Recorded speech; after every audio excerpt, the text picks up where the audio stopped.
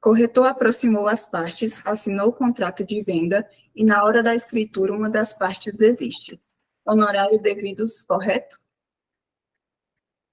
Perfeito, que o corretor intermediou a venda, as partes assinaram a promessa de compra e venda, e aí lá na hora da escritura, uma das partes desiste, né? É correto cobrar a comissão, né? A comissão ainda é devida, mesmo o negócio não tendo acontecido.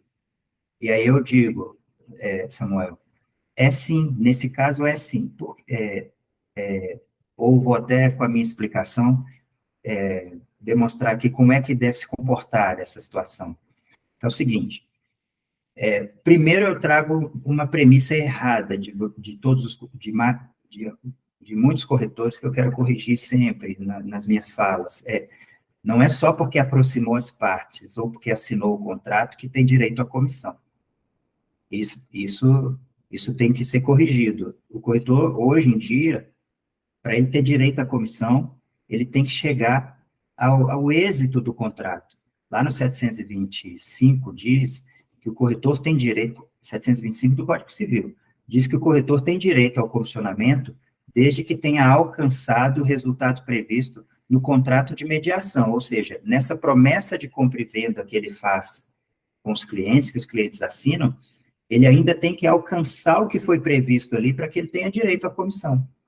Então, se alguma coisa acontecer no caminho que tornar impossível cumprir o que as partes combinaram, não necessariamente o corretor vai ter direito ao comissionamento, só porque assinou o contrato de compra e venda, ou só porque aproximou as partes e elas fizeram o negócio, ok? Como eu já disse antes, o contrato na compra e venda é a escritura.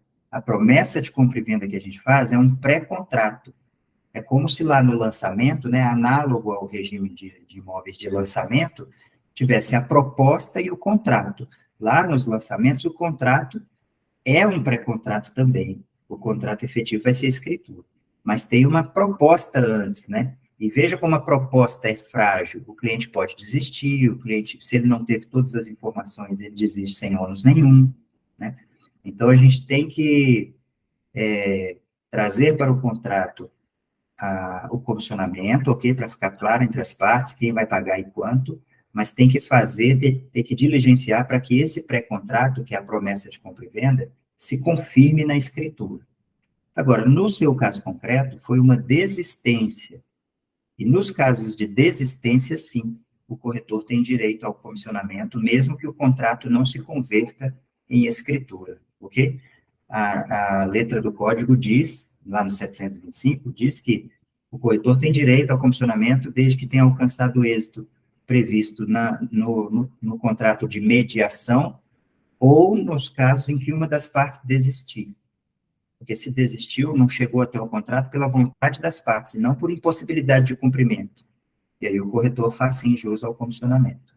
Ok? Mais alguma, Alice? Pergunta? Tem mais uma pergunta aqui.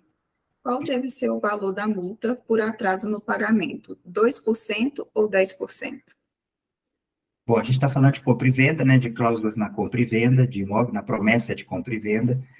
Então, qual deve ser a multa para o caso de inadimplemento dos pagamentos do preço do imóvel, né? Se o comprador não pagar, né, ou se atrasar, né, a multa, ela vai estar aqui no contrato, deixa eu localizar ela aqui.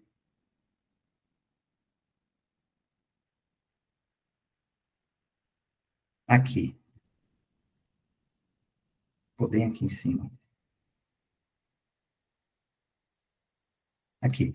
Após ali do 2.2a, após a data prevista para o pagamento de quaisquer valores previstos para o preço do imóvel, incidirá multa de 10%, bem como juros simples, mensais de 1%, pro rata, é importante colocar, e atualização monetária pelo INPC. Então, perceba, há essa confusão, né? A multa é de 2% ou de 10%? A multa pode ser de qualquer valor, gente, porque aqui não tem uma previsão legal para a multa. Aonde a multa deve ser de 2%, tem lei estabelecendo. Nos casos, por exemplo, de taxas de condomínio, consumo de água, consumo de luz, onde houver relação de consumo, aí a lei prevê que a multa é limitada a 2%. Agora, entre particulares ou nos demais casos, a multa pode ser aquela que as partes estabelecer, qualquer valor fixo ou qualquer percentual. As partes têm que se ater à razoabilidade, né? O que é razoável? Razoável é uma multa de 10%. Mais do que isso, deixa de ser razoável e uma das partes, a parte prejudicada, pode querer levar isso a juízo, para o juiz arbitrar qual que seria a multa justa, já que aquele percentual ou aquele valor não é razoável, ok? Então, sempre que vocês pensarem em multa na compra e venda, vocês podem pensar em 10%, porque pode sim ser aplicado. Nessa análise, é importante ter um cuidado, que é o seguinte: imagina um pagamento de R$ 1 milhão e uma multa de 10% porque a pessoa atrasou um dia esse pagamento. Então, acaba onerando tanto que vai gerar um conflito no contrato e você vai ter que intermediar esse conflito. Porque depois da multa estipulada e do atraso, a parte que ficou, a parte que atrasou vai ter dificuldade de pagar uma multa tão alta. E a parte que tem que receber a multa não vai querer abrir mão, porque passou a ser direito dela, está no contrato. Então, como intermediadores, vocês devem se ater ao valor que está sendo impactado nessa multa. Se for um valor muito significativo, estabeleça uma multa de 1%, uma multa de 2%, que vai cumprir o objetivo de evitar o inadimplemento, ok? E não vai trazer um problema para você administrar. Porque é um problema, você no meio do caminho, e um querendo 200 mil e o outro falando, como é que eu vou pagar 200 mil só porque eu atrasei 2 dias, um dia? Né? E você tem que administrar isso. Os dois têm, um tem obrigação e o outro tem o direito. Então, é melhor, como intermediador, trazer esse balanço aí, trazer esse equilíbrio, né? A parcela é de 30 mil. Então, pode ter uma multa de 10%, sim, pode ter uma multa de 3 mil, não tem problema não. Agora, a parcela é de 1 milhão. Então, vamos pôr uma multa aqui mais equilibrada, né? E você pode estabelecer uma multa para cada parcela. Não tem que ser uma multa para o contrato inteiro. Então, compete a você, intermediador, trazer esse equilíbrio para o contrato, porque isso significa facilidade para você administrar depois, quando acontecer o evento. Ok? Não confundam multa com juros. Multa é aplicada uma vez só. Só porque atrasou, já tem a multa.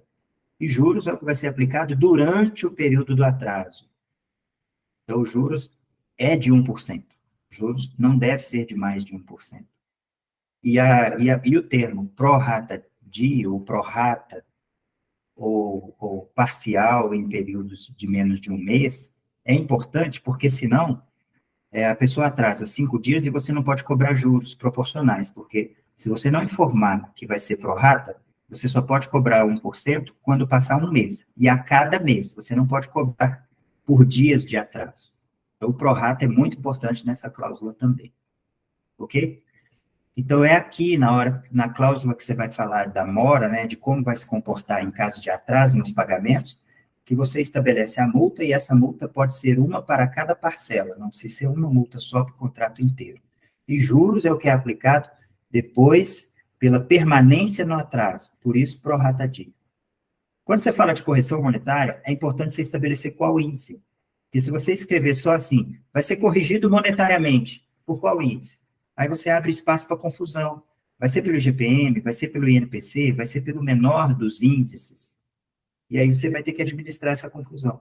Então, lembre-se que eu falei no início, o contrato serve para dizer como as partes vão se comportar num eventual sinistro, num problema. Então, já diga qual vai ser o índice que vai ser aplicado. Mais alguma pergunta? Tem mais uma pergunta aqui, seguindo aqui.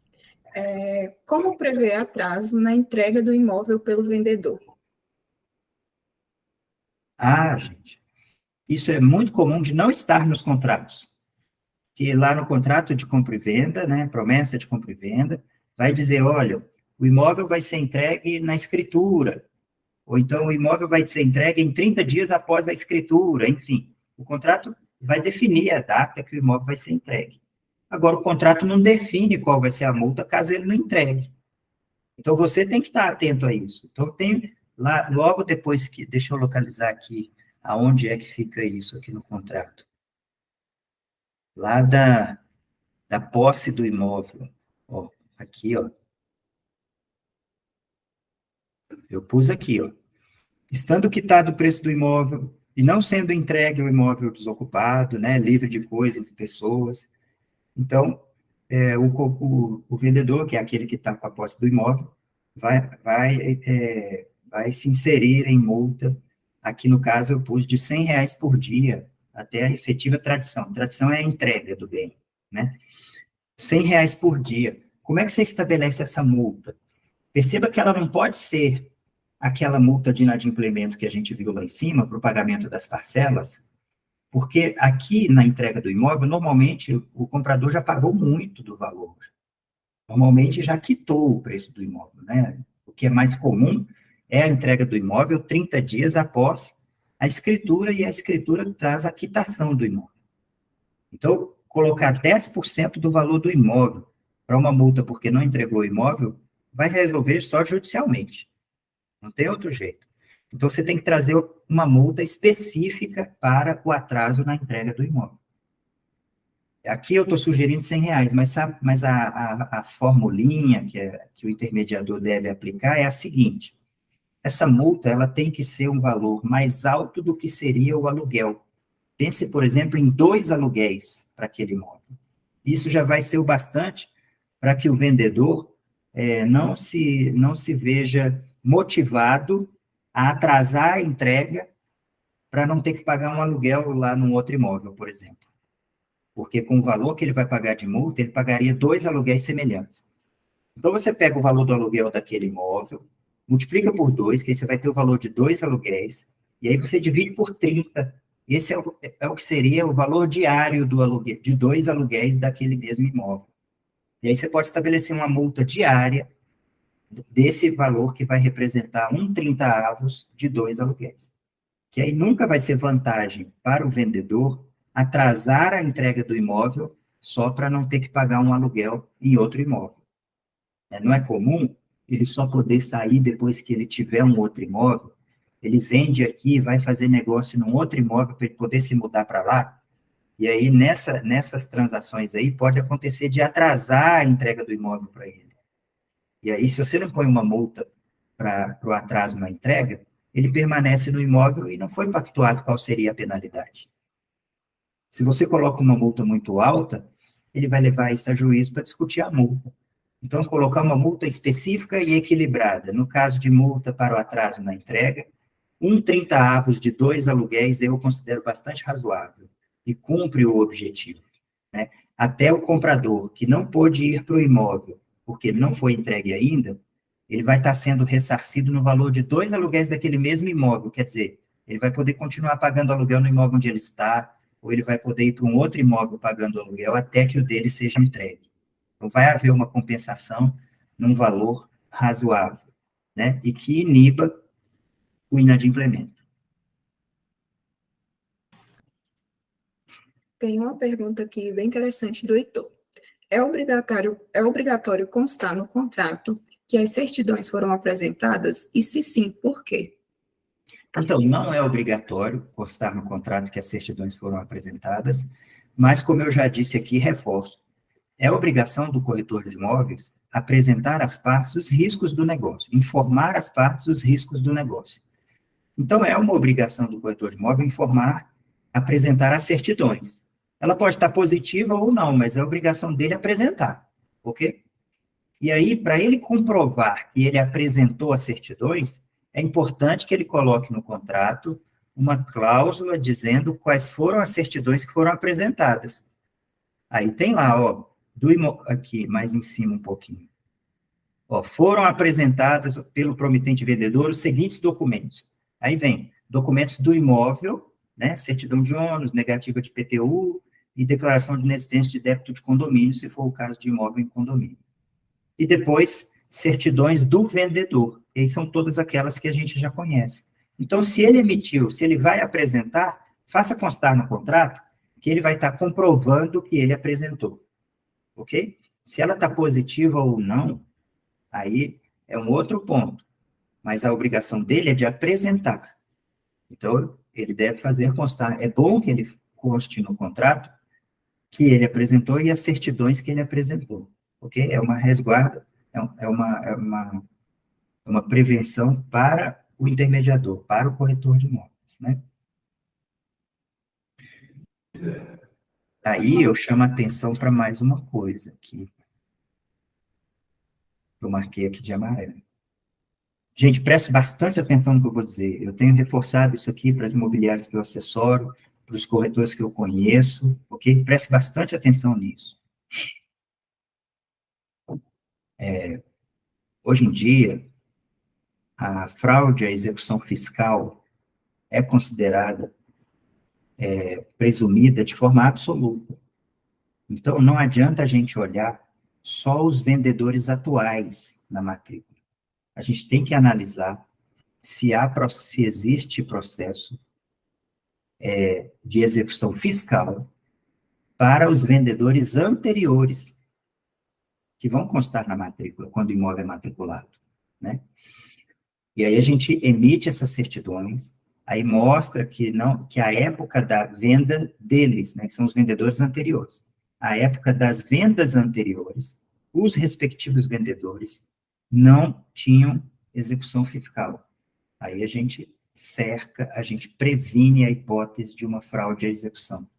E se constar alguma execução fiscal desses vendedores anteriores, à época dessas vendas anteriores, então tem que encaminhar para o advogado entrar nesse processo e analisar para ver se essa execução fiscal tem efeito hoje nessa venda que você está fazendo. Sob pena do seu cliente, daqui a 5, daqui a 10, daqui a 15 anos, ser intimado a responder por uma fraude à execução, ok? Simplesmente porque ele não tomou esse cuidado. Eu quero reforçar isso muito para vocês, chamei bastante atenção para esse ponto aqui, porque até pouco tempo atrás não era hábito, não era comum para as imobiliárias e para os corretores de imóveis emitir as certidões de vendedores anteriores. Só se emitia certidões cíveis e trabalhista do vendedor atual. E agora eu chamo atenção para isso, hein? Já está começando a aparecer os casos aí de problemas de execução fiscal envolvendo vendas de muitos anos atrás, porque a fraude não prescreve. Então, não é falar que depois de 10 anos, depois de 5 anos, prescreveu, passou. Não. No direito, a fraude não prescreve. Então, a fraude à execução fiscal também não prescreve. Então, a gente tem que fazer um mapeamento aí dos vendedores emitindo as certidões para ver, existia aquela época das vendas anteriores, execução fiscal em nome dos respectivos vendedores? Se existia, tem que analisar com calma. Se não existia, basta apresentar aqui as certidões e aí vai ter cercado essa hipótese. Isso vai trazer muito profissionalismo, isso vai trazer muito respeito para o intermediador, né? As partes vão entender que esse intermediador que cuidou disso, que teve essa ação preventiva, né, que se ateve a esse detalhe em cuidado do negócio, né, no cuidado com o negócio, é diferenciado, sabe? Então, prestem bastante atenção nisso.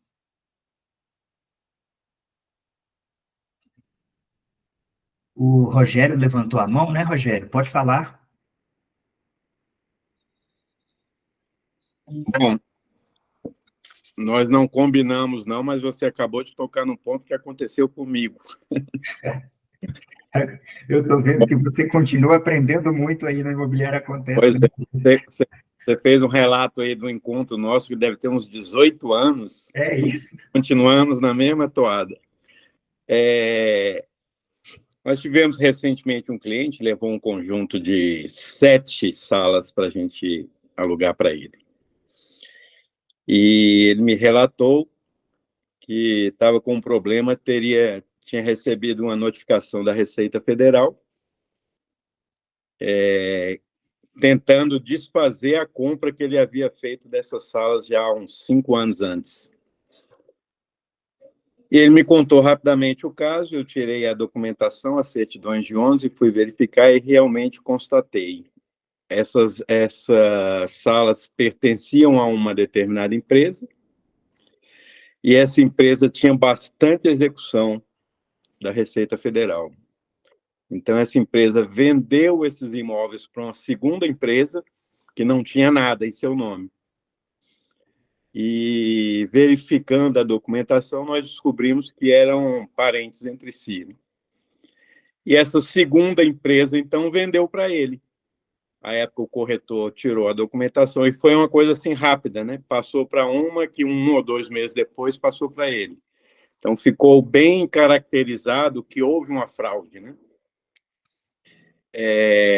Lógico que o processo judicial da Receita é que vai confirmar tudo isso. E foi o que ocorreu. Ele comprou as salas quitadas, pouco tempo depois recebeu essa notificação, teve que colocar um advogado e está respondendo aí ao processo, correndo o risco de perder ou de ter que pagar alguma parte para ficar livre desse processo. Coisa que aconteceu há 1 ano atrás. Esse cliente está lá com a gente, mas os imóveis foram alugados, mas ele está sofrendo essa penúria aí. Obrigado. E cada dia tem aparecido mais casos desse, Rogério, porque a gente que fica aqui no mercado imobiliário, vocês, intermediadores que ficam no mercado imobiliário, não acompanham na mesma velocidade o que está acontecendo no judiciário em relação à atividade imobiliária. Então, lá no STJ, já está tramitando há muito tempo questões relacionadas à fraude à execução. E agora, mais recentemente, saiu um precedente que pacificou o entendimento, que desde 2005 já era para estar sendo reproduzido, mas que agora chancelou de vez. Olha, a fraude à execução fiscal é considerada presumida de forma absoluta. O que significa isso, gente? Ser presumida significa que mesmo que esse comprador tenha adquirido de boa fé, e mesmo que esse vendedor tenha vendido de boa fé, a fraude é presumida. Ou seja, a boa fé não é o que está em questão aqui. Presume-se a fraude. E quando diz presumida de forma absoluta, se reforça ainda mais isso. Independente dos motivos que te levaram a vender, ou independente dos motivos que levou o comprador a comprar, se foi de boa fé, se teve conhecimento ou não, se essa execução fiscal era de muitos anos atrás, se teve 10, 15 transmissões, né, vendas, desde o ato que foi considerado fraude, não importa. A presunção é absoluta de fraude. Então, por isso, eu digo aqui, no meu escritório de advocacia, a gente já tem casos nesse sentido. O Rogério, que tem imobiliária, já trouxe aqui para a gente também, que há mais ou menos 1 ano atrás ele passou por isso. Então, não pode mais deixar de estar nos procedimentos das imobiliárias e dos corretores de imóveis essa análise preventiva de fraude à execução. Tem que varrer a matrícula do imóvel, emitindo as certidões de todos os vendedores anteriores, ou até aquele que te trouxer segurança, né? Eu, como advogado, eu digo de todos. Agora, você pode até se submeter ao risco de, numa matrícula que tenha compras para mais de 20 anos atrás, você pode até se submeter ao risco de não analisar as compras para mais de 20 anos, mas eu te digo, tenha pelo menos respaldo jurídico para tomar essa decisão também, porque esse comprador pode ser, como o Rogério disse, intimado a se defender de uma fraude à execução que está desconsiderando um ato de transferência desse imóvel que ele comprou há anos atrás, não importa nem quantos tiveram antes dele, sabe? Então, não importa a boa-fé aqui, boa-fé não é argumento de defesa numa fraude à execução, porque ela não está em questão. O que está em questão aqui, principiologicamente, é a proteção do patrimônio público, do dinheiro público. Então, se alguém estava incerto, submetido a uma execução fiscal, ou seja, estava devendo para o ente público, né, a venda do patrimônio dele vai estar submetida a esse critério, né, de fraude à execução fiscal. Só para não confundi-los, numa execução comum, não há tanto rigor, ok? Se a execução comum não tiver sido levada a conhecimento do público lá na matrícula do imóvel, aquela execução comum não vai interferir em terceiros e adquirir um imóvel de boa fé, com boa fé, ok? Aí, nesse caso, tem que se provar realmente a má-fé, tem que provar o ilícito, a simulação, a intenção de fraudar a execução. Agora, quando se trata de uma execução fiscal, a fraude é presumida, não é preciso provar. Quem vai ter que fazer uma excelente defesa vai ter que ser esse comprador, por melhor de intenção que ele tivesse na compra, e também o vendedor na venda, né? Ele que vai ter que... E é muito difícil, gente, é muito difícil lidar com essa situação. Ou ele perde o imóvel ou ele paga o débito. Se o débito for menor do que o valor do imóvel, então ele vai acabar tendo que pagar o débito para não perder o imóvel, né?